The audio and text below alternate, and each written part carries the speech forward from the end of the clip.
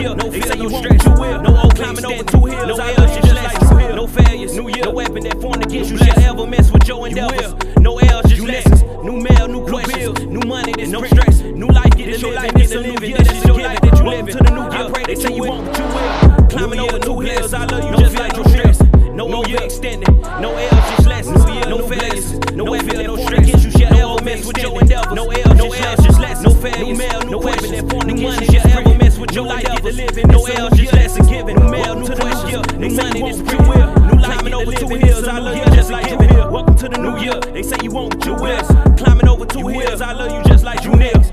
New year, blue bills. And no stress. New year, new bless. Your life, get to living. No stress. Your life that you overextend. I pray that no you L's, just lessons. No failure, new bless. No weapon that formed against you shall ever mess with your endeavors. No L's, just lessons. No failure, questions. No weapon that formed against you shall ever mess with your endeavors. No L's, just lessons. Welcome to the new year. They say you won't. New money is pretty. Climbing over 2 hills. I love you just like you. That's a given. New year to the new year. They say you won't, but you will. New year, climbing over 2 hills. I love you just like Drew Hill. No overextending. No L's, just lessons. No failures. You will. No weapon that formed against you shall ever mess with your endeavors. No L's, just no stress. New mail, new questions. New money, this is your life that you live. I pray that you new year, that's a given. New year, new guess. They say you won't feel no stress. Climbing over 2 hills. I love you just like just lessons. No failures. No weapon that formed against you shall ever mess with your endeavors. No fear, no L's, just lessons. No overextend, new questions. No L's, just lessons. No failures. No weapon that formed against you shall ever mess with your endeavors.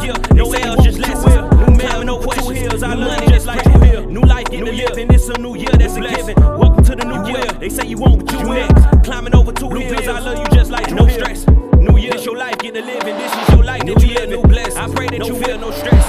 No overextend. No L's, just no stress. No failures. No weapon that no L's, you shall ever mess with your endeavors. No L's, just lessons. You shall ever mess with your endeavors. New money, no L's, just lessons. New life, new questions. New year, money, given. Welcome to the life, get to living.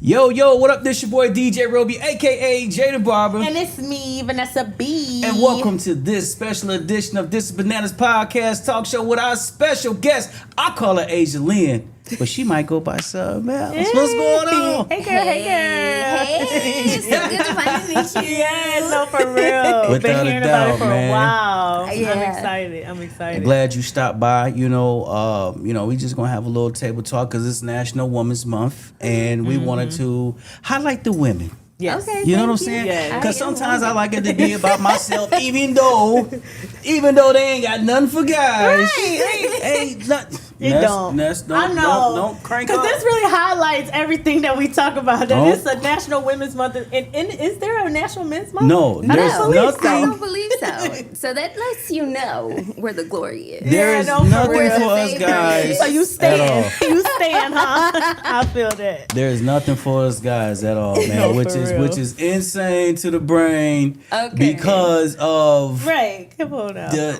you know what? Let me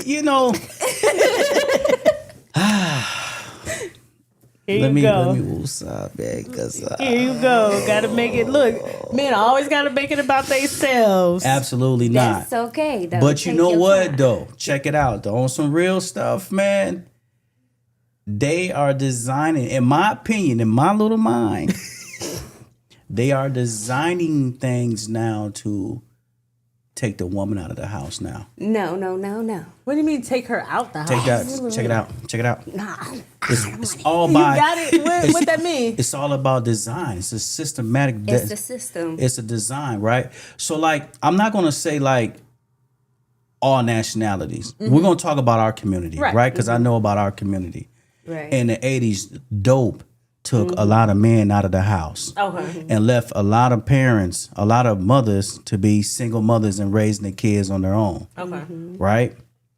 Then they said, well, we can help you, but if we help you, you can't have him come into your house. Right. Right. You understand? Okay. You understand what I'm saying? Yeah. So because now you need the help, you need the assistance, and they got you by the balls in a sense.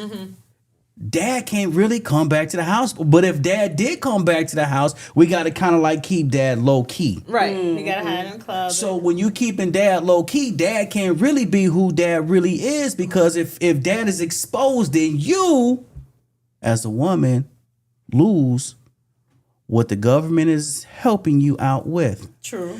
To now where they got the whole independent movement. So now woman, she's making it. Now she's on top, right? She's making her own money. So now, do she really need the man in the house? Right. Right?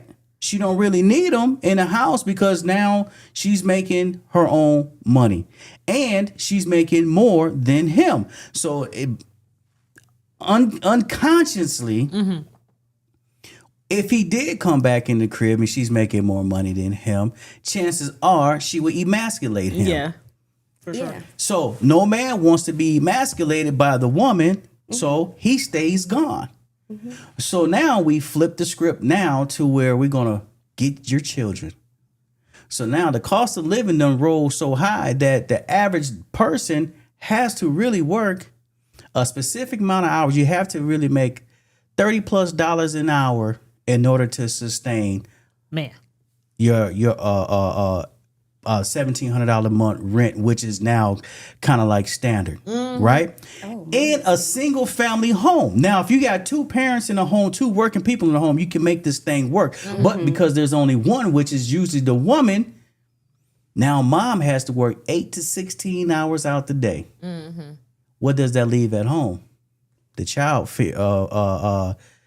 what was it? The child really feeling. What's the word? I'm gonna start with Feeling an F. alone? No, the child has to do it for himself. Yeah. Yeah, you know what I'm saying. Yeah, they have to do it for themselves, right? Okay, fending for themselves. Fending for themselves. I don't know why I'm stuck from words That's today. okay. The child is fending for himself because now mom is at home. So now that the child is fending for himself, mom, because I don't care what nobody say, with my job, if something goes wrong if something goes wrong at school or whatever, the person that we call is mom. We don't ever call dad. We call mom. Mom is burnt out. Mom is stressed out because mom has to make everything go. She begins to say, "Hey, What I need him for? no. Oh. Listen, my kid is in school from 7 to 3 o'clock. You guys deal with him. Yeah. You understand what I'm saying? No, I know. So they don't have the energy to deal with these things that's going on because they got to work so hard to maintain. Yeah. So That's true. that's why I said now they're trying to take the moms out of the house. Now the kid is fending for themselves, and that's why these kids are off tilt. But were we fending for ourselves? We were, not everybody, but a lot of us were. Okay. And that's from a totally different cloth. It's from a different cloth, but it comes from the same. It's the same. It comes from the same origin. That coke and the separating the fathers from the home. It still comes from that same thing. So, that's good. However, Okay. however, So hot. Could I put it down? to your point, because a lot of people don't see. A lot of people miss that, right? About us fending for ourselves. The three of us in here at some point in time had to fend for ourselves. Oh yeah. Right? However, I mean, I don't have children, but when y'all had children, y'all made a declaration that saying my kid would never have to fend for himself like that. You understand what I'm saying? So the same principles in which you grew up, you didn't instill. I'm not saying y'all. A lot of them principles wasn't instilled in the kid. And now you have kids that's the total opposite of what you are. And now they're out in the world lost. So how we came up, was it really bad? Right. I be thinking that.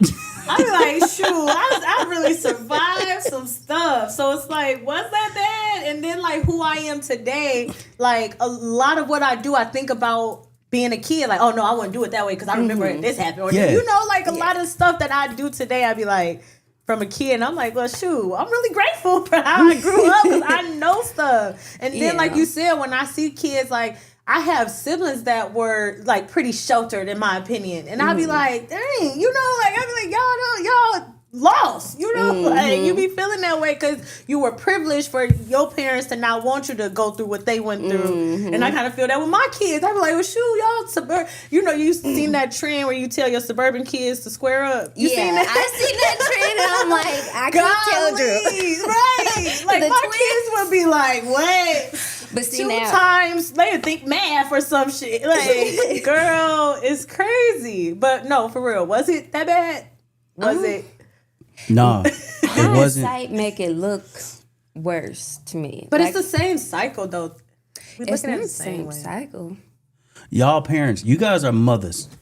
I don't think So walk me through this. So walk me through this because and both of y'all around the same age. You guys are young mothers. What does this child rearing look like versus you guys' rearings? So I could say I definitely parented way different. Like I shielded my kids from even seeing a lot of what I saw growing up in my life. And if you know where I'm from, I was originally born and raised in Las Vegas, Nevada. And I'm a product of an addicted mother. And God rest her soul. She is, the reason she's part of the reason I am who I am today. But that's a struggle that my family generationally has struggled with. Just on a regular basis. And I honestly thinking with hindsight and knowing the information that I know now, there's so much that we've gone through that we should have never gone throrough. No, and while it doesn't seem that bad, it doesn't mean that it's right. Yeah. That it was okay. Right. And so I tried to parent my kids the best of my ability as a single mother for a very long time. Yeah. With the support of a village, with the support of whoever I could have. And that included people outside of my actual village. That included people at the school. That included people just wherever I was. Because being active duty military, I moved around a couple times. And those changes, like you had to rebuild that community, rebuild that support. And that has been difficult transitions for them as well. But I've made declarations that I failed. Like, I was like, oh, my kids will never, da-da-da-da-da. But what I learned in that time, especially as I was coming up, you going, if you going and you can keep going, go as far as you can until you stop. Yeah. And then take a minute and assess what you have done. And because I keep a personal journal of assessments of myself. And there's a few things that I said they would never, ever have to deal with or do. And I read this book called The Entitlement Cure. That's where everything comes from, The Entitlement Cure. And it's helping me to release and kind of let them go through it. I think withholding those experiences of how to handle conflict, how to deal with your teachers if you have conflict with your teachers about a grade, anything like that. Handle those right now with me, with my guidance. You bring me the problem and the solution, and then I'm going to remove the barriers for you. So I just want to kind of take it back a little bit when it comes to how to answer your question of how it goes when we growing up compared to how it was. And, I kind of, how I would look at it, or how I do look at it, is it could have been worse. Right. They always say somebody got it worse. And I feel like also as a parent, your kids ain't gonna never think you perfect. They not gonna ever look at you and be like, she does nothing wrong. They gonna find something that what you do is that gets on my nerves. You know what I mean? So I feel like I feel the same. I grew up the same. I had an addicted mother till I was about 21. She got clean, and then our relationship now is rocky. And she kind of guides me on being a parent, how she feel like she should have been better. You know what I mean? And kind of had that village of being like, all right, we saw what kind of didn't work, or we saw what was the bad part of the parenting. We gonna do different. And that's how I parent. I be like, My kids would never felt like the meals was the projects to them. Like, we getting up out of here. You know, like I was like just so in like, no, they would never see the hood or see, and to me that's what it was. And even we lived on Vernon Drive for a while, and my son think that was the hood. Like, you get what I'm saying? So like they always pick something and be like, this ain't it, you know, this ain't perfect. And what my mom do is like it may not have been bad, like say I'm on drugs, I'm worded that wrong, I'm not on drugs, but my kids would think, or anything like smoking weed, they would think like my mom is horrible for that, you know what I mean? To them that would be their struggle of how I perceive myself to them, you know, like, or any depression or any sadness that I go through, they'll look at me and be like, girl, like, get it together. They gonna find something to just pick and nitpick. I just feel like that's how kids are, but regardless, you say, stay on top of it. And like, in so many words, I'd be like, get on their ass, you stay there. Like, bring me the conflict, let's resolve it, let's get through it, let's do that. But I feel like when I say it's a cycle, it's like when our mom and dad was older, and we was younger, and they'll look at us and like, those kids bad as hell, those kids stupid, they ain't gonna be nothing, da da da. Like, they was saying all those things when we were younger, and then now as grown-ups, we say it every week. We look at these kids and we be like, these kids are dumb, and a lot of it be the parents is doing a lot of what we doing. Yeah. You know, they doing a lot of what we doing of trying to parent different and show their kids different, shelter their kids and all this and that. But it's a different type of bad. It's a different type of stupidness of what these kids are going through. Yeah. So it's like, to me, that's what it looks like, the same cycle. It's the same thing, just in a different way. So when you say when you reference it being like doing stupid stuff, like, what classify as a stupid stuff? Because what I've come to learn to understand is kids are kids. Yeah. The kids are going to be the kids, right? Forever. They got a teacher, which is the parents. So, you're right. Is it the kids that's stupid, that's making stupid, irrational decisions and not being able to use critical thinking?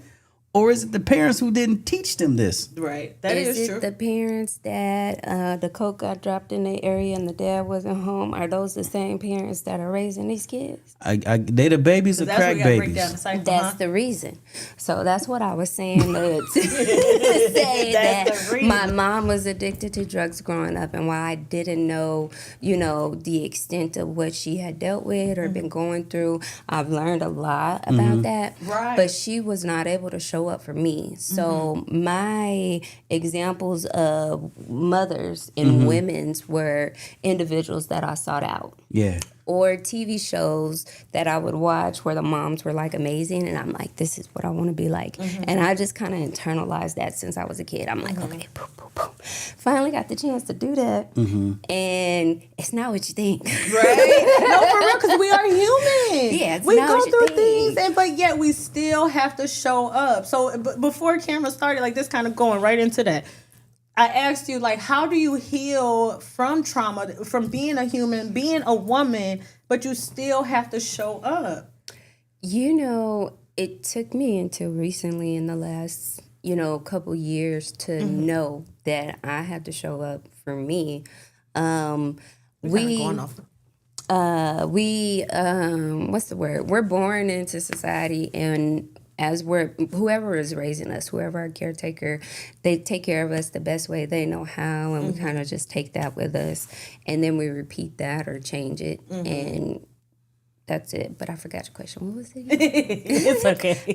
No, I meant to get to the point. Well, let me say this, because our parents, parents all, and one of mine's deal with addiction as well. Their addiction was drugs. The modern day parent addiction is social media. Yes. So I was just about to say that. You're getting exactly what they're letting social media raise their kids when our parents let the streets raise us.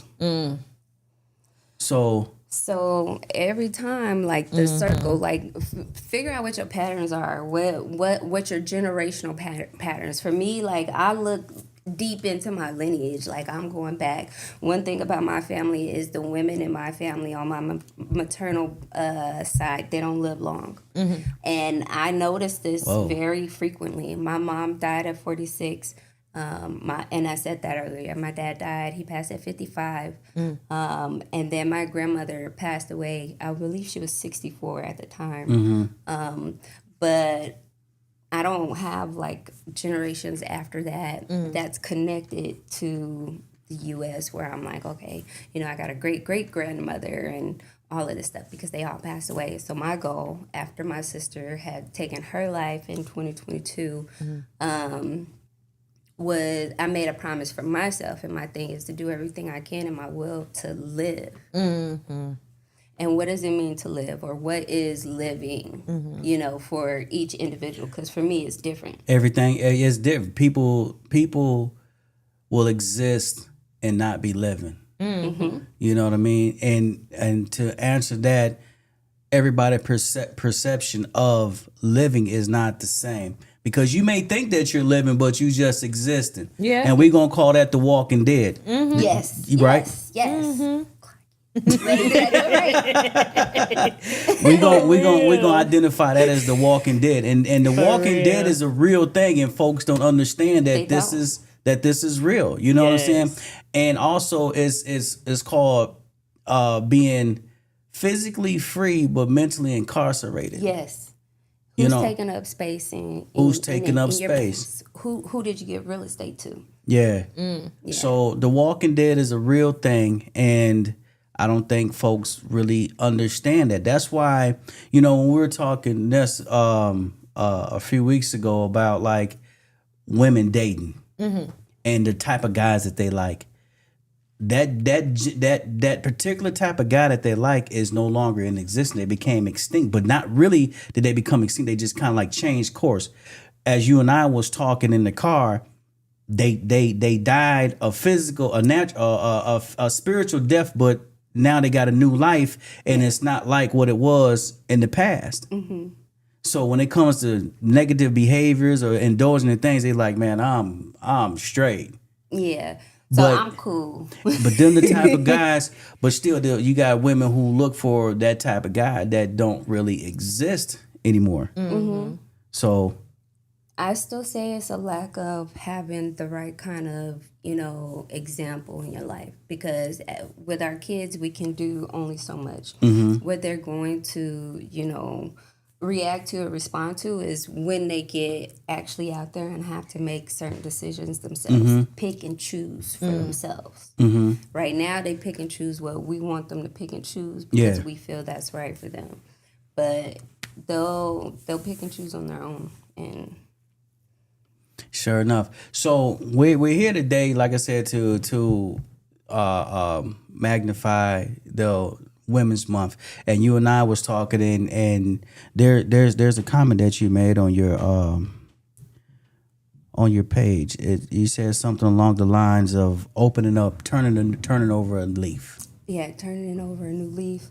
So there is, when you say you're turning over a new leaf, you left something in the past to come to something in the future.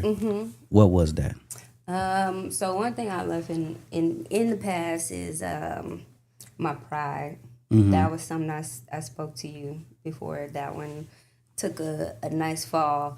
But in all these things, like turning a new leaf is a transition. It's another way to say transition or transformation. Same thing with dying. Like for me, I had a metamorphical death. Tongue-tied. But that death was, you know, for me, a death in many different ways. It was a death in all the things that was not working for me. And it's big because it happened while I was in the military. All these things that I had been doing in the military, the stuff that I had been conditioned to do as a young person growing up, but also going straight into the military, basic training, sticking around for a little time in the Guard and the reserves. And then learning what I learned actually being out here taking a different position was that why I keep forgetting it every time it come up. I feel like that's God filtering me. I prayed before we started, and I told y'all I don't know what I don't want to talk about, but God taking it out. Right. I mean, that's literally what's happening. He like, nope. Shut up. Nah, God would do that. Nah, I understand. So let's double back on What you I lost. What I turned. Well, you turned, and you know, before we got here, you told me that you went to Honduras. Oh yeah, I did at the start of the year. I went on a cruise, but we made sure Honduras was in it. We had a good time there. But I went there, you know, definitely the hill, Honduras Hill. You know, I was thinking about TLC. Hold on. Nah, look at the Charlie. Oh, go ahead. You can keep talking. Okay. I went on the cruise to Hill. I went on the cruise to relax and enjoy myself and celebrate my birthday, celebrate, you know, retiring from the military and just being able to exist. We were saying. Yeah. I'm going to live, but I want to be able to live without performing, live without being needed, live and be loved without having to know that I have to meet the needs of everybody else. Yeah. So that's the same thing with my kids. You know, for a long time, I put all of that stuff first because as a mom, I watched my mom, I watched other moms, and I took what I liked and left what I didn't like, and I did the best I could to be what I thought was the best idea of a mother. And I feel like I've done that. And what I've learned retiring from the military is in all that time of service, I was always operating in this place of performance. So even when I did stuff for other people, even when I went out of, you know, my way in the military for other things, whatever it was, what drove me was my performance, my service to people, you know, just getting it done. Let's go. Hustle and bustle, yeah. Because I was just driven, ready to go. I don't know what I was driven for. I don't know any of that. But I drove my system straight into the ground. So, and Honduras was kind of a reset. Yeah. It was the reset that I needed. I picked up a few things that I've been doing, or that I'm using from Dr. Sebi. So I did get a few contacts. Did you go to that lake? So I didn't go to that lake, but I went to. Vanessa, have you heard about the lake? So they got a lake. This is the lake that Lisa Lopez done drunk out of. Okay. Aaliyah done drunk. Yo, I hope you didn't because things didn't work out too well. Right. So the two people you just I swear I did. two people you mentioned. Like, crazy. Yeah. So I was like, man, I went to Honduras to Hill and like. But no, I brought back a few different things to internalize stuff. You know, I felt like getting it from Honduras with the things that Dr. Sebi has sought and taught about. Like, I'm on the journey. I'm going. So what is the journey? The journey for me is...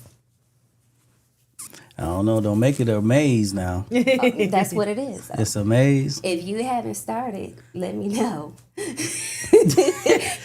But if you've been on the journey for a while, it's not linear. You understand? Yeah.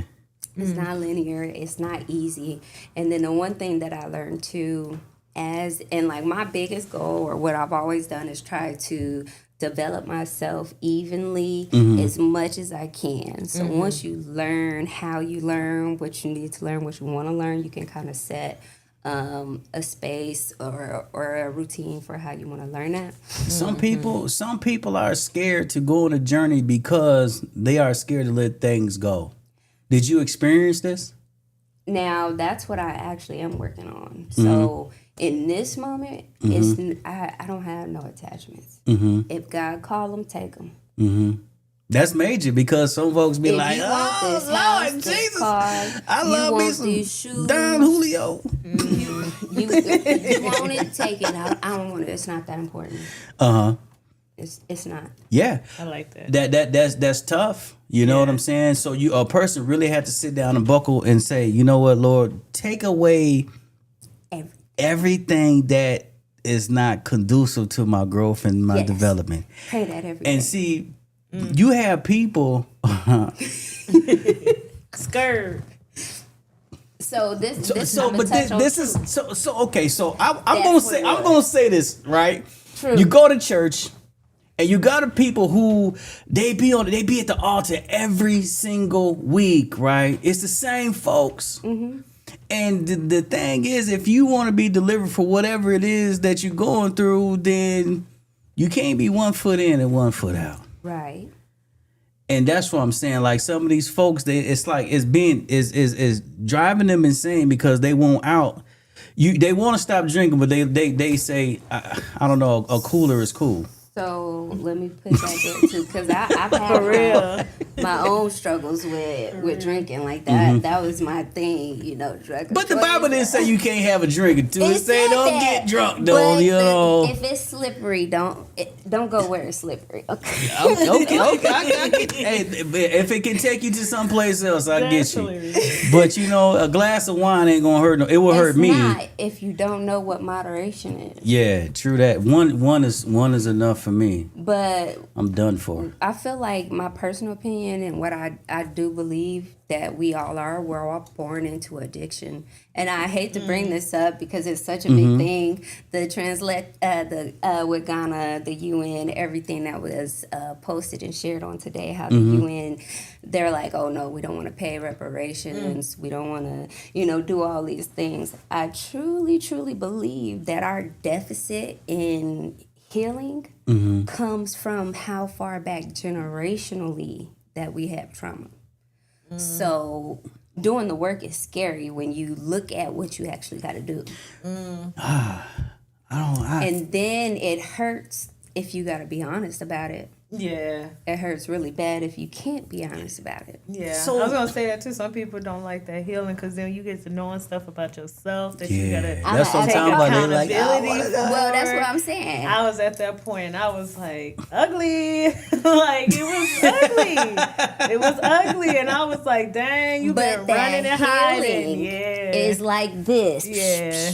It's not linear. It's not going this way. It's messy. It looks, and then that's the other thing. When you start, it looks worse than it does when you get towards the finish. So starting is the hardest part. The best thing is to just get there.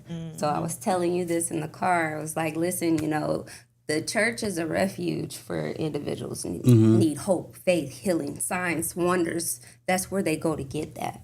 And individuals working in the church, I feel like they should be trauma informed because we're coming from generational trauma.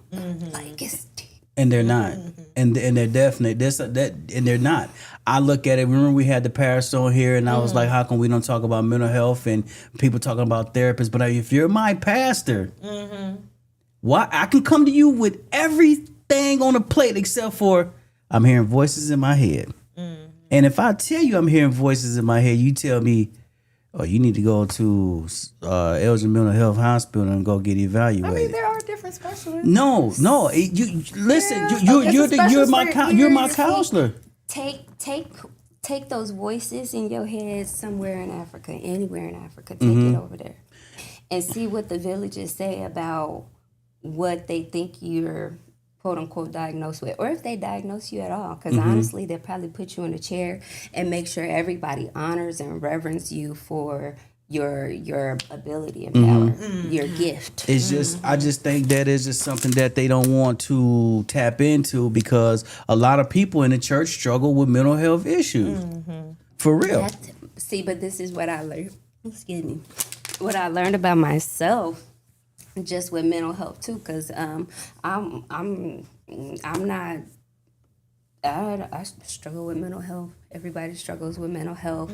I think there's a time that people are expected to struggle with mental health. That's why I brought up the midlife crisis that people always happen to go through in their late 40s, in between that time range. I think it's just happening a lot sooner and to everyone. The difference is for us, it was safety to keep us out of, places in mental health, away from the doctors, anything like that. That was our self-protection.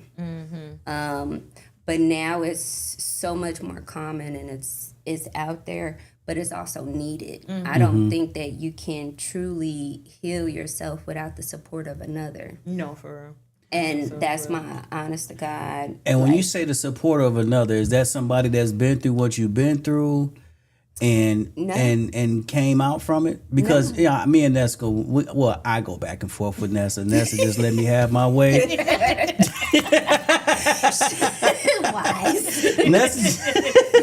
She let me have my way, because we all struggle. We all struggle with things. Listen to him though. Listen to him. And we all struggle with things. And I have a problem with like social workers. And I really believe that if you haven't experienced what I experienced or been going through it, how can you help me? You gonna give me a textbook answer? I don't need a textbook answer. And that's why sometimes when you sit up in the church on Sundays, man, people like, yo, man, I'm out of here, because they're going there because they need a roadmap to get out of where they're at. They might be feeling some kind of way, and they won't. The word, like they said, is you're getting fed. Yeah. How is what you're talking about applicable to what I'm going through right now? Not saying you, but like the pastor and all. They don't talk about that. They don't talk about, hey, listen, depression. Depression is real life. Anxiety is real life. Eating disorders is real life. Yeah, body dysmorphia. Body dysmorphia is real life. But we said it earlier, an idle mind is the devil's playground. So when we're raising our children, I think it starts there. What we instill in them, how to replenish themselves, how to go back to the Word of God and re-identify themselves, because the things we experience in this life, in this world, we're going to go out and they're going to break us. The safety we feel is when we come home and we in between the four walls, and when we go back out, we got to face whatever's coming our way, and we don't know what that is. I think that our smaller churches just don't know enough about the mental health system, or what's the word I'm actually looking for? It's like the response. No, it's not responses. It's a response. Like in the school district, they have there's. Go ahead. No, you go ahead, I Ness. was say it's just because do you necessarily agree with him feeling like going to a therapist? If I go to my white male therapist, that he can't really give me advice because he don't know what I've been through. He don't know me or my culture or what my background go through. I personally feel like he can, because of the experience he has. I'm not the only one that he speaks to. There's other people like me. He's also been to school for this. He knows the right responses. And he has no investment into my story. Right. You know what I mean? So he can give me the raw, hard truth. Like, girl, this is what... Clearly get out of what you're thinking. You know what I mean? And this is the blueprint, So that's how I feel. And Roby's just like... You want an unbiased opinion. Yeah, well, I was just an unbiased answer. That's what that is. That's the reason why you want to seek outside of the church, outside of your community, because you don't have someone vested in whatever you bring to that community. But like you still should have people that's invested, like a mentor or a pastor. You know what I mean? I feel like you still should have those things, but I feel like it does benefit to have someone who does not know you or your story to give you that unbiased opinion. Okay, so let me put it let me say this. Okay, that's I'll say this, right? I go to therapy. I've been in therapy for since my sister passed. Like that, therapy is the one thing. And there's I went through a couple therapists because they all aren't right for everybody. Right. One was extremely astounded at the things that I had been through in my life or the things that I was going through and sharing. And the only response that I got from him was, wow, See, that's what I'm talking my about, God. Ness. Wow. So I've now had that too. they start listening I've because had that. they're getting, engulfed in my story. They no longer have these therapy sessions with me because the stuff that I talk about, like they have the therapy sessions, but they getting stuff Right, for their own for their entertainment. clients. Yeah. Exactly. My therapist himself now, he's like, I'm so excited. I can't wait to read your book. And not the one with letters to Americans, but my other personal book. So you ready to tell your story? Which story? I don't know. Whatever story that's in this book, and you gonna hurt you. It's gonna be some repercussions, and I'm pretty sure you in a place right now where you don't care. I don't care. You know what I'm saying? I don't care. The one thing is, like, when I say we raise the child up in a way that they should go, and when stuff like this happens, they know how to rebuild themselves up. Oh yeah. And for me, it gets hard. I get angry at God because you didn't answer me when I needed you to answer me, and I know you come through. Like, I'm living proof you come through. Like, your track record been 100 with me, and you didn't come through for me on this one, and we got problems. Yeah, that's a major problem. I be feeling like that too sometimes. Word But up. it's okay to talk It's to God okay. like It's that. I mean, it's an emotion, right? I got emotions. Right. I'm And that's what he emotional. Yeah, that's what he said. That's exactly the example of God. Is to one thing is to be angry. Angry is the first. I believe the first. It's the secondary. I don't know if they call it in the medical field the secondary emotion, but what I do know is anger is the emotion that shows up when you are trying to protect yourself. So you get angry, and it's automatic. It's like an autonomic nervous system. It's a reaction. You get angry because you have been offended. You've been hurt. Something was wronged. Yeah. So at that point, you want to, like, okay, wait a minute. Let me reassess. Let me check this out. Okay, I'm angry because what reason? Let me, look at that. Yeah. So what inspired you? What inspired you to write a book? I've been writing a book for a long time. I knew very young I'd already been through a lot of stuff. The way adults, teachers, and people around me would support me or just show up. There was a lot of stuff that I could tell was probably wrong, but I didn't have a full understanding of how and what was wrong. Gotcha. They could see it, but I couldn't see it. I also think that, like, when you able to write a book and be vulnerable to to the world, you liberate yourself. Yeah, so that's what truth does. Yeah. And that's why healing, it really starts with being honest with yourself. Like, the one thing I've always done is my self-assessments, my personnel self-risk assessments. And for me, my goals, I usually plan my goals out about 5 years. They teach you that. But I've also learned that my growth patterns are about every 5 years. If I stumble across something or get caught up, it extends the period of that season that I'm in. Okay. Until you learn that. But it's a cycle, and a cycle is repetitive. And so when you realize where you are in that cycle, you're able to pivot or, change the direction of the cycle if that's what you choose to do. Because that's your free will. It's the choice to So choose to your point- differently. I love using that. I got free will. I can do what I want. Period. I can do what I want. So to your point about the every 5 year mark, where you have to, I call it recalibration. Yeah, I call it that. Okay. When you recalibrate, your recalibration is every 5 years. I think mine's is every other damn day, right? Oh, my mama. Every 3 months. Okay. I'm on this But new journey. in the midst of it all, you can be in a relationship, and when you recalibrate, You lose. that person may not be able to go on that journey with you. Exactly. So- and you have to be okay with letting go. That's tough. But listen, so that's the other thing that That's tough. occurred to me was that again, you know, we heal with people. We don't heal by ourselves. We can't. Mm-hmm. You know, we're relational beings. We're called to be in relationship with people. That's just the reason why the example of a husband and wife. You said people or a person? I'm sorry. No, bring that back up. What are you doing?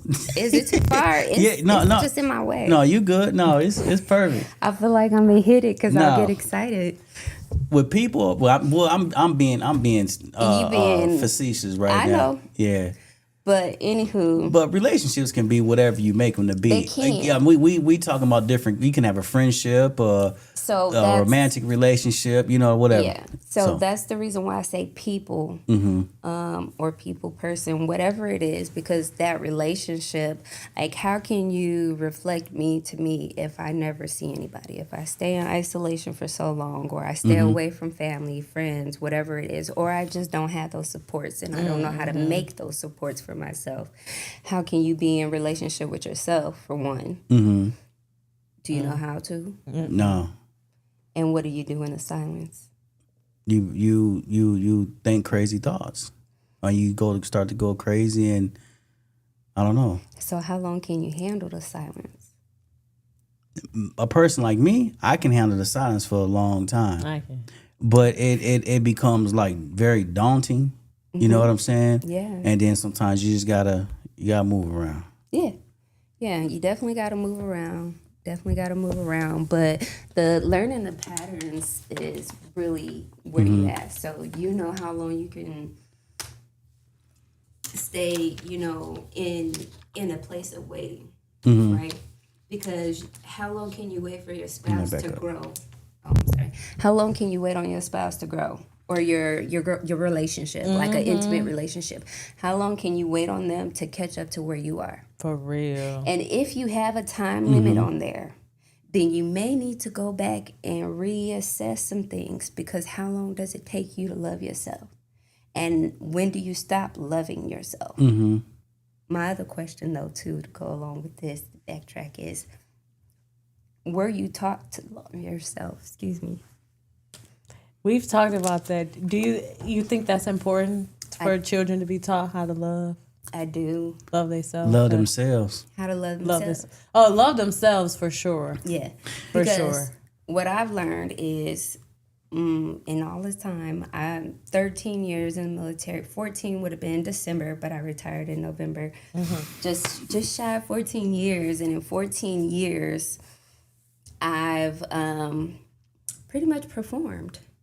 I did perfectionism. I've struggled with perfectionism. It wasn't until I started going to college that I had to let that go. Like, okay, every essay can't be 100. It can't be perfect. It's not going to be.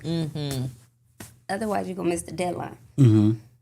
Now, what's for you is for you. So you could take school around 1, 2, 3 times and do it again. And it's still going to be for you. Just make sure you get that grade and move on. But you choose your delay. Yeah. So with that, and I say it that way because, you know, we say we have free will, or the mental health, they'll say it's, you know, choice, and the church will say, you know, God's free will was given to you. However it resonates with anybody, however it applies to your life, then apply it. But we choose our delays. So like you said, when we were talking about the recalibrations, will we deem that as, in a relationship standpoint, as folks growing apart? No. So recalibration could just mean I need time. Just because y'all in a relationship doesn't mean y'all need to be under each other all the time. Okay. All day, every day. Sometimes I need 20 days. 21 days. 21 days. 30 days. Leave me alone for a little while. And then there's times where I might need more. What? So I might need more attention. So what does that look like? So with a partner, and I mean, this would probably be best communicated along individuals who are in relationships. I can only speak from my past experience, and what I apply to personal relationships, I apply to my intimate relationships as well. So I see the structure the same. And if I have a healthy relationship with somebody that I'm not intimate with, what it looks like is allowing them the space they need to grow and covering them in that space. Hey, I know you, okay, cool. I'm giving you that time. And I make sure, you know, that you're fine. You looked at well, you're covered, you're taken, and I'm going to pray for you too. I'm pray with you if you need me to. We can do it all. And nobody else needs to know that. It needs to be a safe place. And in an intimate relationship, that's a safe place. In your home, that's a safe place. And the church should be a safe place. However, you still have to use the Bible to suit up in the churches these days as well. Now, with that being said, you know, every church isn't the same, every person isn't the same, and every person don't need 30 days to... So in this 30-day sabbatical from your significant other... I say 30 days just because I came out the military. If you were ever going to deal with me about anything... No news is good news. If you don't hear nothing from me, I'm all right. So you just be in a hotel room or something, or what? When I'm gone? Yeah. Trainings. No. Your time away to get yourself together from your significant to fix you. Okay, so let me put this out there. I haven't been in a relationship, so again, conversation meant for people in a relationship. Not me. But when I am in my solitude and, you know, isolation and solitude, two different things. Isolation, you are forced there. Solitude is you choose there. For me, solitude I choose is when I'm working on my books, when I'm working on my thoughts, organizing them, and they're just trying to figure out the system that I need to employ. Whereas isolation, I'm in a place I don't want to be by myself without who I need, what I need, any of those things. And that's where you realize you need some sort of healing, where you need some sort of support. And that's also where you're like in a place where you got to be honest with yourself. Why am I alone? And why do I have nobody to turn to? And then in this moment, am I strong enough to turn to that person? Because we as single mothers are coming out of hood and culturally, and just people in general, we don't necessarily reach out for help or ask for the support that we need. You know what I mean? And I still struggle with that. I give you everything I got and won't have nothing. I feel like a lot of times we just don't be knowing right away. You know, it takes us a long time to be like, hold on. Yeah. I'm whooped. Like, and sometimes we still be pushing it on something else, on the reason why it's that way, instead of like really sitting down and figuring it out. Well, that's why I said that's the hard stuff. Most people don't want to do. It's starting, like you said, is that starting point. It's starting there. Once you get, it's like getting to the gym. The hardest part is getting there. Once you get there, you're going to figure out what to do. You're going to make up something to do. You know what I mean? But you're going to be busy. Right. You don't want to be idle. It's your foundation. Yes. So once again, let's think about this. Although our parents were doing what they did do, we all had one common foundation. I about guarantee you that. Yeah. Right? Yeah. On Sunday mornings, where was we at? Yeah. At church. And then at grandma's house. So is y'all applying them same methods to y'all children? I mean, I'm not putting y'all on the spot as you know what I'm talking about. You understand what I'm saying?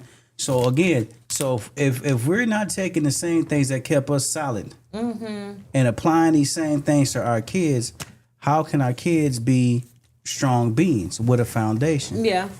I feel that in a sense, but I feel like we could still, foundation ain't just one thing. True. We don't have to just give them one way of, what that looks like. But I definitely understand what you're saying, because it's still, I feel like the bigger picture of that was being together with family, having something religiously, like to worship, something that we all were able to go to, and spending that time with family. Afterwards, we eating, we making sure we got a good meal in, and having that family time, and then that reset of now the week is smooth sailing. Then you also got something to look forward to Yeah. at the end of the week. So it definitely gave you something. What if I was to say that in our foundation of us going to church, it really definitely wasn't don't do so that. much about.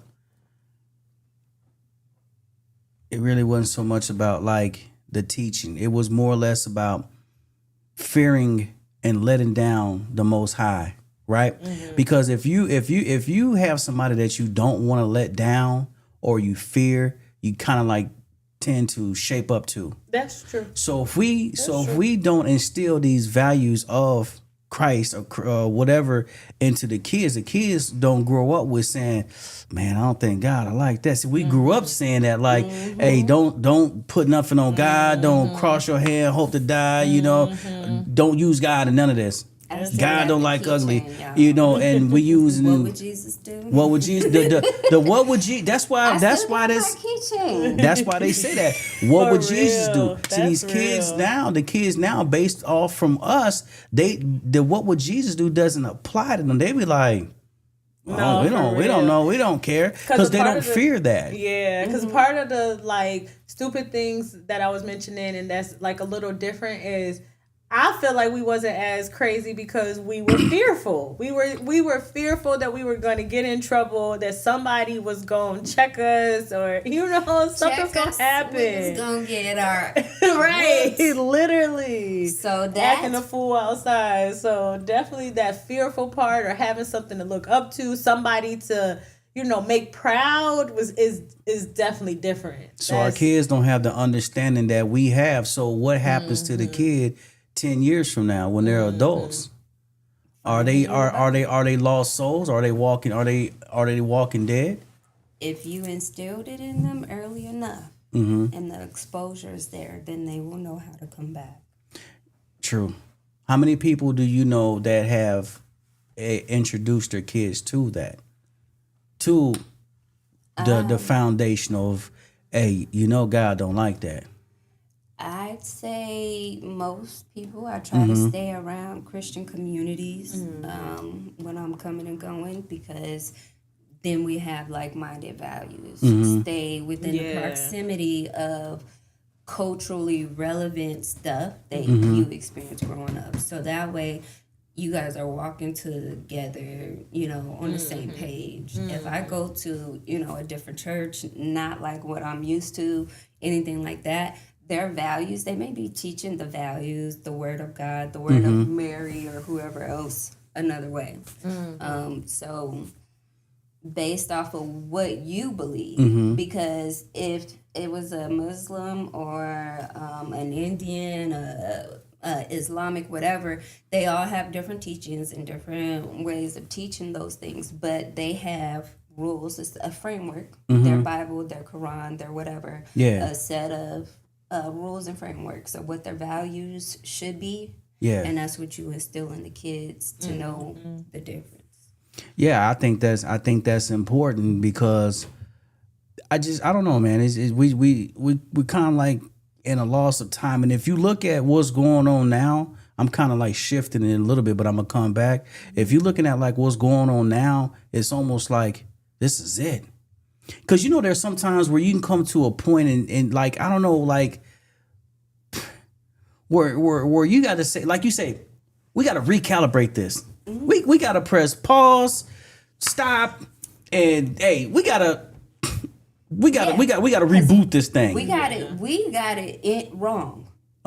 We as the people, we as the culture, we as the church, we as whatever, who you identify, whatever, we got it wrong. And we need to go back and recalibrate how the systems work, the family systems, if we're talking in medical terminology, but the communities and the churches, the villages that you come from, we don't call them villages here. So who is responsible for that? Who is responsible for pressing the restart button and bringing this thing back to where I'm not, and everybody doesn't have to go to church, but coming back to community.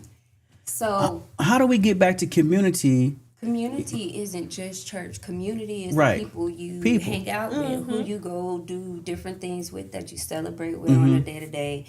you go to lunch with, that's your community. And your community is a trusted individual, obviously, if you've allowed them in your community, that they should be able to communicate with you.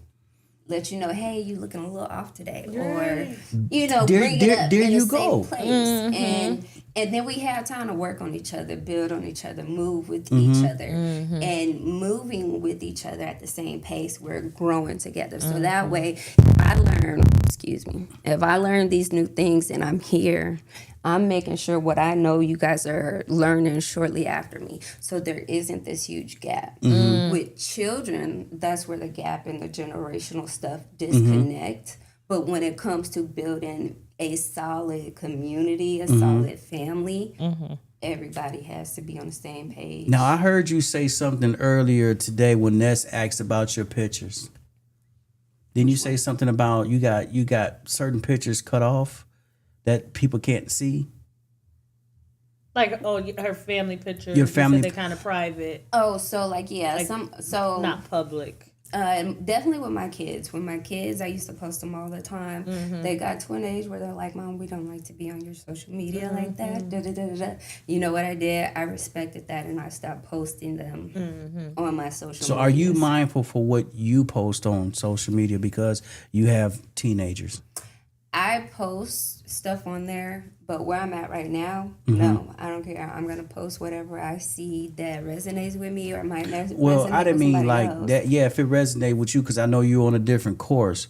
But we have some people who don't care what they post. They got explicit pictures of themselves. So that I am very mindful about when it comes to anything that goes out there. Anything on social media is already permanent. As soon as you do it, you don't get it back.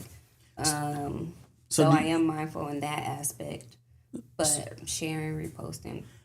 So I'm gonna ask you two ladies this. So just over the last few weeks, man, I don't know if y'all be on social media a lot, right?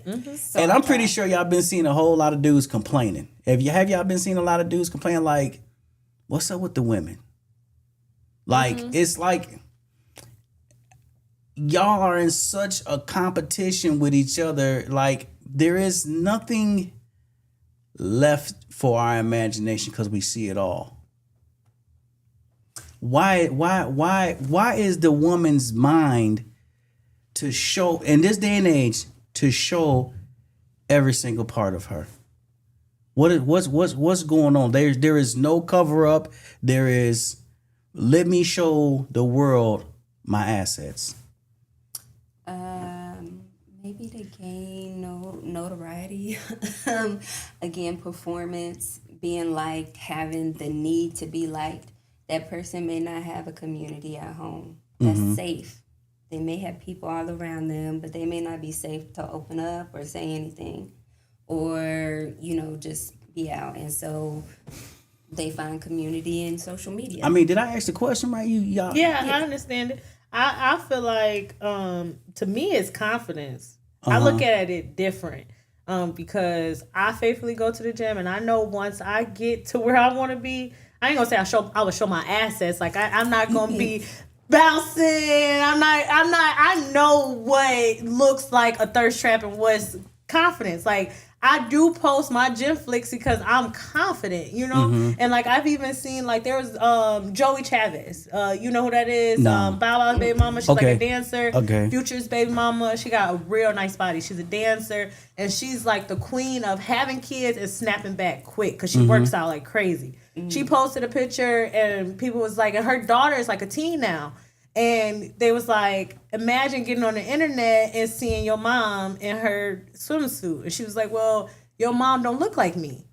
And and I feel like that's real. Like if you're confident in who you are or what you portray or what you give, like this is the internet. Y'all can't do nothing to me. You know what I mean? Like, y'all can say as much as y'all want. Y'all can hound down my page and like as much as you want and do all the licking your lips, all that you want. I don't have to indulge in that. I don't have to entertain that. You know what I mean? And like that's just how I would look at it. I get what you mean. Like it do get over the top where these girls do be like, now it's a trend where these girls is bouncing their chest all on the internet and saying they young hoes and things like that. That's just like that's where instead of the YNs now it's YHs, young hoes. Oh, real? okay. I seen something I ain't there with seen white that. age, Just and I ain't know what it dang. means. Yeah. That's man. That's not. So Like, but that's that kind insane. of still goes into what you're saying where it comes to a competition. Like it's an ignorant competition, but they had YNs for so long, and now the girls is like, well, we done hoes too. We know how to do this, so it's like a competition, and now they showing and flaunting what they could do as young hoes, and it's like.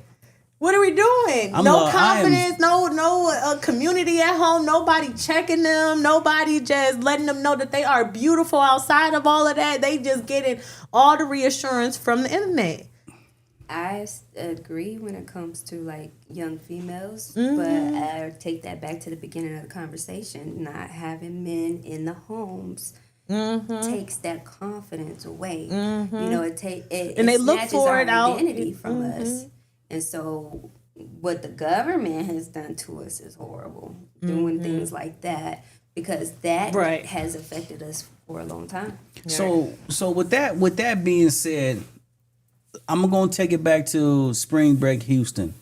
Okay. It was so much being said about this and just saying, okay, we talking about trauma, right? We're gonna go trauma based. You have you allow these people to come to the town, and then once the black people get here, it's a complete melee. It's like they just open up the gates, and when they open up the gates, it was just chaos. Why do you think we respond like that? Culturally, because it's a cultural disconnect. But that goes back to being traumatized from way back. I feel like that's generational deficit of trauma. I feel like we're all born with that. So we're already in this world looking, searching, thriving, striving to get something we don't even know we're looking for. I think that's in bit. I think me personally is what I think is it's in us because we're not from here. We don't belong here, and our body is trying to find its way back home. I don't think we could truly feel safe enough because our nervous system isn't built for being here like that. That's my personal opinion. That's an interesting take. I ain't heard that one, but that's an interesting take. Yeah. I would think more or less like,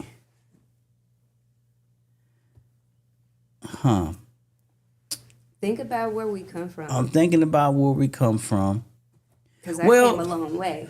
Well, and not just in my physical life, but in my spiritual life, in my ancestral life. So do you think that's why, like, when they give black people money, instead of them doing investments, they go buy items? So cars, houses, clothes, jewelry. I think that comes from the lack of never having anything. So the moment you get it, hey, let me fill this void. I didn't have this growing up. I didn't have that. So I need to fill it. I need to get it. I had to go through that. And I think we all will go through that. So for me, the first thing is like, I got to give myself back all the stuff I knew I deserved. Right. Child, okay? I told you, I'm healing her. I'm healing the girl in her. Right. You know what I'm saying? So... what you need, baby? Right. What you want? You okay? How you doing today? So we can frame that as self-care in a sense. We can frame that as self-care. How important is that as a woman? Because it's National Women's Month, and there's women out there right now that needs to know the importance of self-care in a healthy way. Self-care in a healthy way for me definitely looks like, hold on, gotta make sure this is right. Whatever feels good. To me, it's whatever feels good. Like just taking care of yourself is like what feels good. Whatever, like using your free will. Shit. I mean, I definitely agree with having the experience of that because we didn't have that experience. So we escaping things. We're looking for what feels good. And for me, I had to sit with the discomfort for a long time. I had to get rid of all of that stuff. You could put me through, discomfort and everything else, and I'm secure in the way that I know how to rebuild myself. I'm secure in my identity in God, in Jesus, and just in my faith. So I'm okay with breaking down and coming back. You know me, I do. Every time I break down, build up, I'm coming back 10 times harder. In the same ways. I forgot what your actual question was. What does self-care look like? What does self-care look like? So my self-care looks different now than it did when I was trying to just feel better. Now my self-care looks like devotion to self. It also acknowledges my loyalty to myself. I will never be more loyal to myself.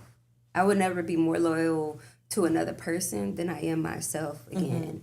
And I say that from the things that I lost in past lives, things that I experienced in past situations that I had to learn from, just being loyal to my job. When I'm working 15, 16 hours a day and my kids don't get to see me, when I go months, there's times I've been away from my kids for many, many times.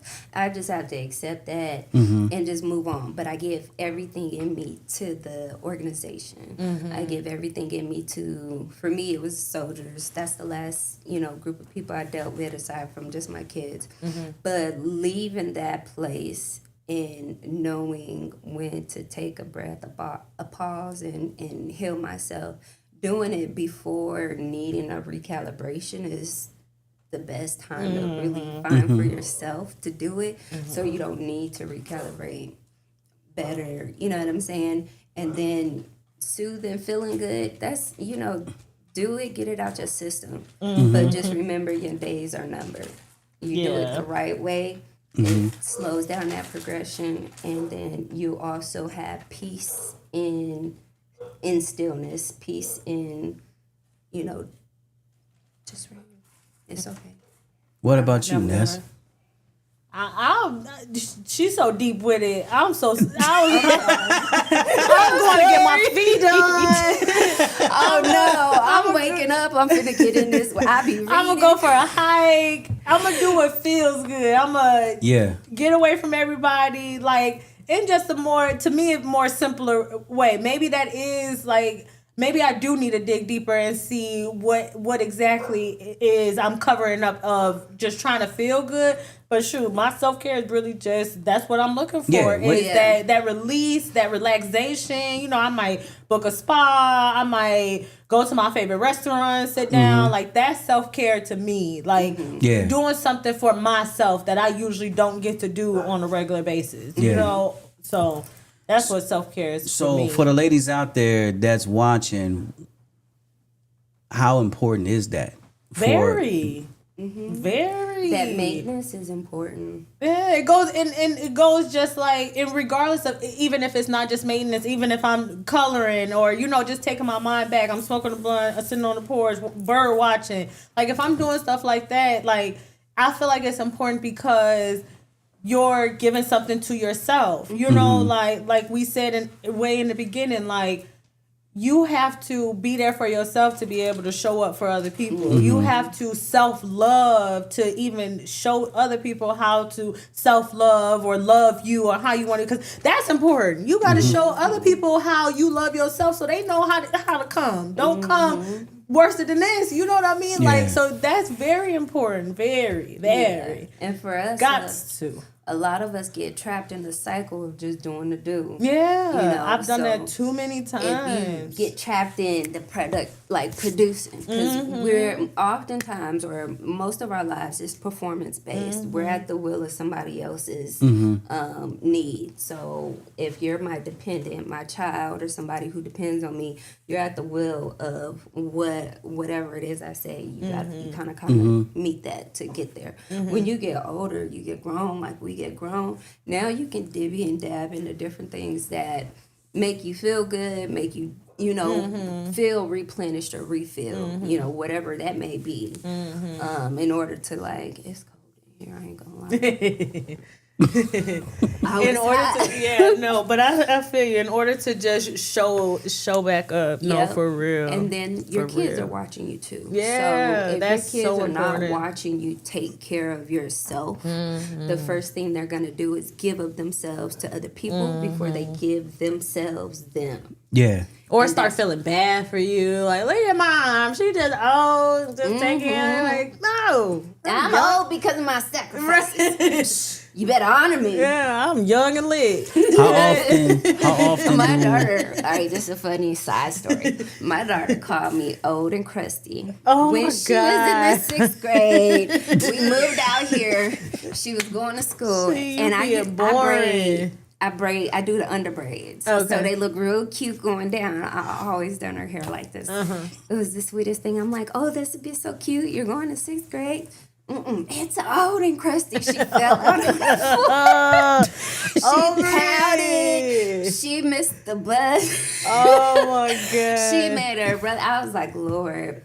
But I was old and crusty, so I was in the gym that day, that morning.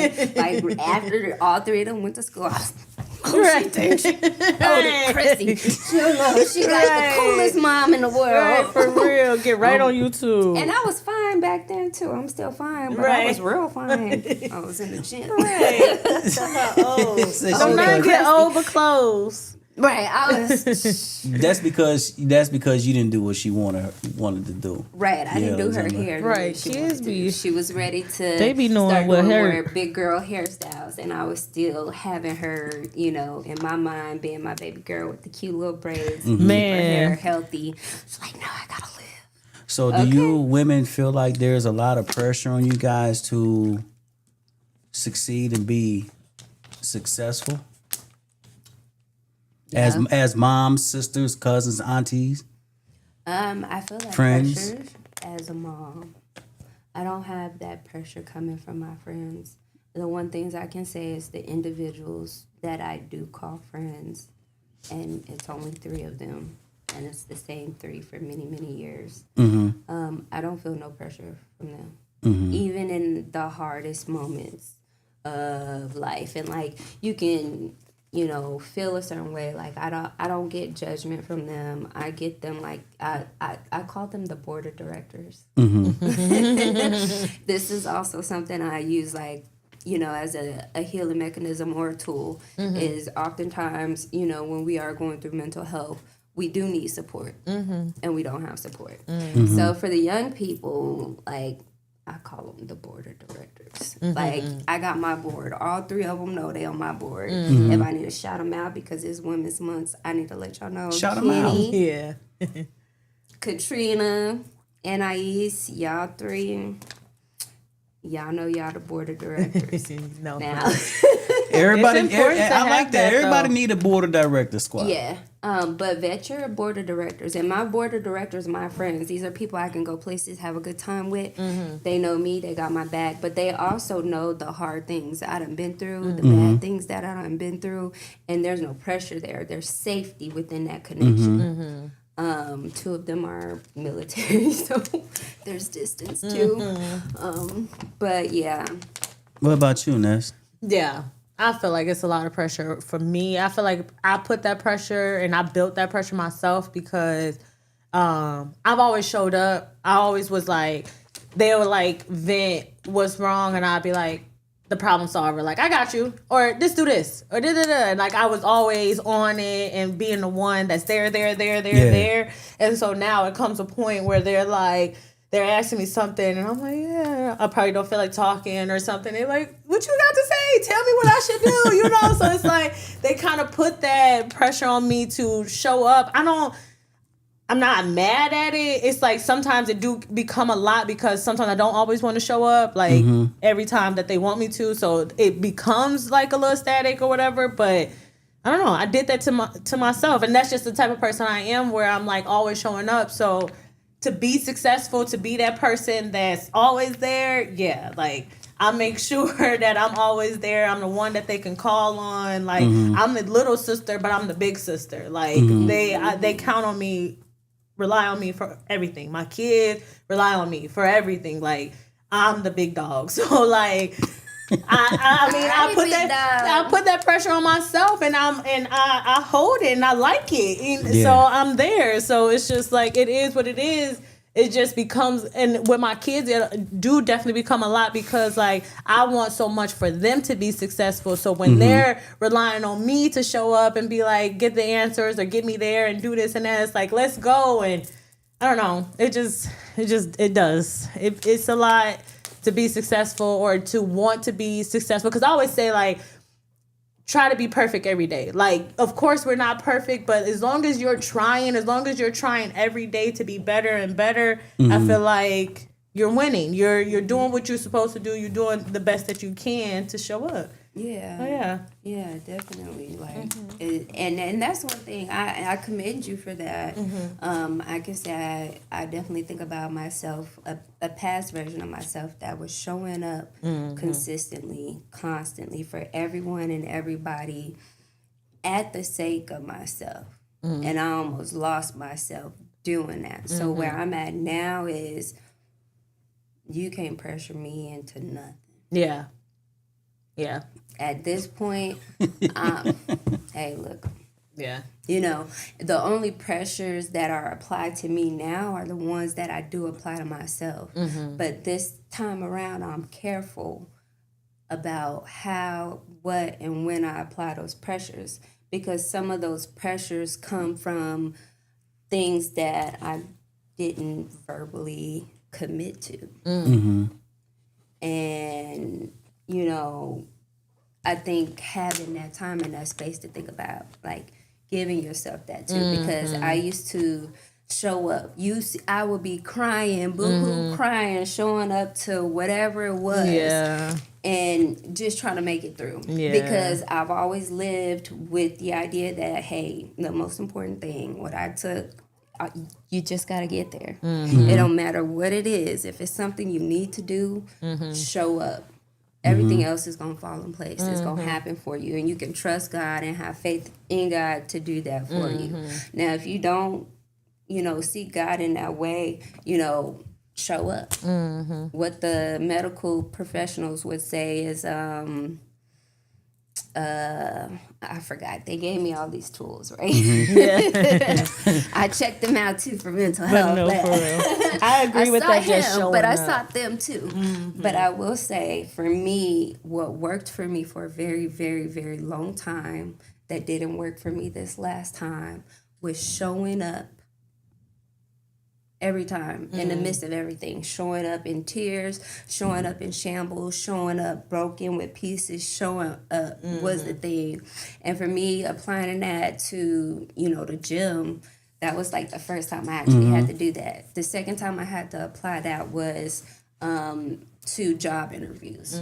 I needed to go to them at some point. I needed jobs. Right. I did the National Guard for a while before I went to the reserves and then active. So in between that time, I had to find jobs to show up to the interviews. Like, I can't just think that, okay, you got military on there, you got your job. Right. No, for real. I actually had to go. And I was like, okay. And just showed up. Even though I was scared, even though it was whatever. And every time, it's always worked out really well. And what I learned in those moments when you don't show up, when everything is in shambles, is you tell yourself no before you even give yourself a chance to hear yes.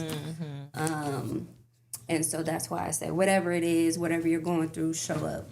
Whatever it is you want to be able to do, you can show up to it, but also do it, you know, in moderation, because you don't have to show up to kill yourself for nobody. Right. You don't have to show up so much that you're dying for people. I used to show up for the title. Like, I used to show up because you was the cousin. Cause you You my cousin, you need it. Oh, you was the one. Oh, my uncle. Oh, like, I used to show up for the title, and then it came a point where I'm looking like, well, the title ain't benefiting. The title ain't the title. The title ain't holding the title. Okay. So I was like, yeah, no. So But you learned quick. yeah, You was I did have to learn that. to. I definitely had to learn that the hard way. And even like what you said of letting that go, that was hard. Letting go of something that wasn't benefiting me was hard. Yeah. And I was looking at, and then it was still me having a mirror in front of myself, like, you're dumb. Like you just went through that. Like I was just talking to myself, like, look, you just did that because that, like, what? So it was a lot of learning. It was like, yeah, no, I can't just show up Anymore. not for anybody, and then like not for everything also, like even like the ones that even if they do show up for me or whatever, it's mutual. Just because you need me or just because you did show up for me last time, I still don't have to. I may still not feel like it. I still may not have it. You know what I mean? So it's like that's the one thing a lot of people do need to realize is like, yeah. Or I feel like my opinion is people show up for each other and it may be mutual. Yeah. But just because you show up, I show up, you show up, I don't have to keep repeating that. Right. Or, you know, like I could take a break or I could not show up that one time. Yeah. Tit for tat. Yes. Like I don't have to support you tit for tat, but I still support you. And you knowing that I'm supporting you and that doesn't change. When people count the favors. Yeah. A lot of people do that. And they're like, well, I showed up for you. And it's like, well, damn, hold on. Like, but that's performance. Yeah. What are you doing it for? Because you want something in return. Yeah. So anytime I give from myself freely what I am able and what I can afford to lose. Right. Whether that be my time, showing up, being somewhere, you know, if that's financial, if it's, you know, in the time that I take to sit down and pray with somebody, talk with somebody, coach somebody, anything like that. And I don't do any of this stuff. I do it like personally, but I'm not a coach or anyone special for those things. But that's what's up. Well, we definitely appreciate you stopping by. Already? No, we're gonna go into the Vanessa B segment. She gonna have to tell you. If it's appropriate or not, you just let her know before she spit it out. We gonna switch gears. We gonna loosen up a little bit.